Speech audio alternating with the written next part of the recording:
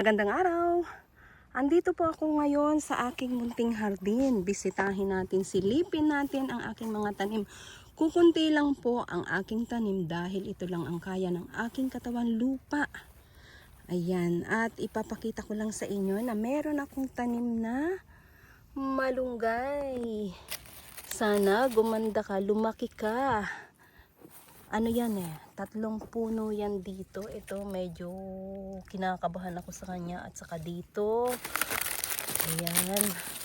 Ang dami naman kasi. Paano bang matatanggal itong mga ano to? Ang daming ano to? Ano ba yan At ito rin po ang aking mga patatas. At ayun ang aking talong.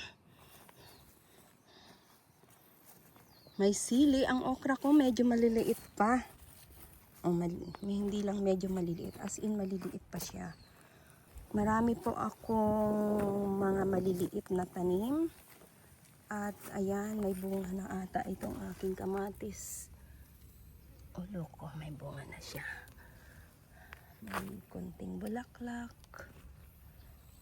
Pero itong aking ampalaya tuwing namumulaklak, tinatanggal ko muna kasi hindi ko pa siya kailangan dahil maliit pa po masyado ang kanyang puno. Meron ako ditong pakwan, watermelon. Ayan, mahaba na sila. Kaya lalagyan ko dito ng black sheets para yung gagapangan ng aking suika ay hindi masyadong madamo. Ayan yung papaya ko. 3 weeks old na siya. Na double na yung size niya at sana ay lumaki ka. Lumaki ka ng malaking malaki. At eto guys, yung aking banana. Ito ang gustong-gusto kong ibalita dahil ang aking banana 2 years old na po. Tutuwa naman ako dahil lumalaki siya. At the same time guys, look. Ano na siya. Meron na siyang baby banana. Ayan, eto. Dalawa siya. Dito po, ito. Ito, yung dalawang yan. At sana lumaki ka. I need you. Maraming naghihintay po sa kanya. Ito ay lalagyan ko ng black sheet dahil dito ko pagagapangin yung aking pakwan. So,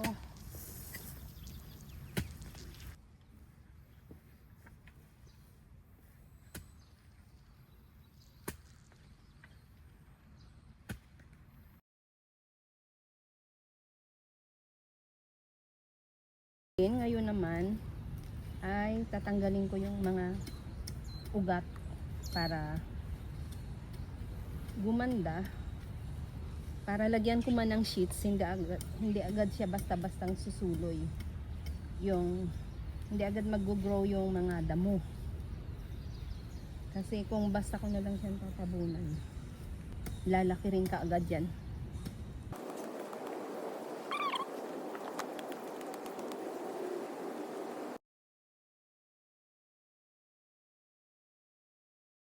Mabuti na lang makulimlim ngayon.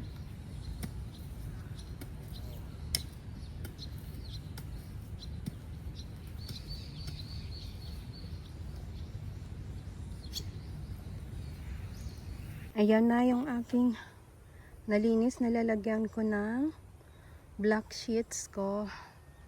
6 na puno ng aking watermelon. At lalagyan natin siya ng gagapangan. Pag kinaya pa ng katawan lupa, lilinisan ko pa itong side na to para malinis lahat yung gagapangan niya.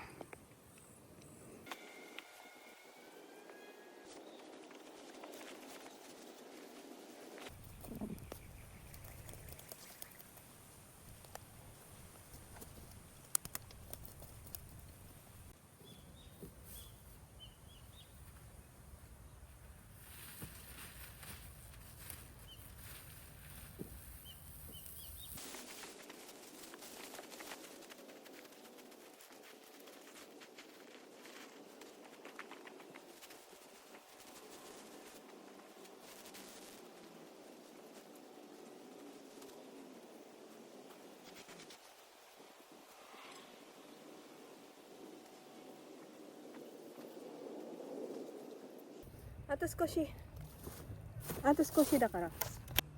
Dinalaw na ako ni daddy ko. Patapos naman na ako. Right.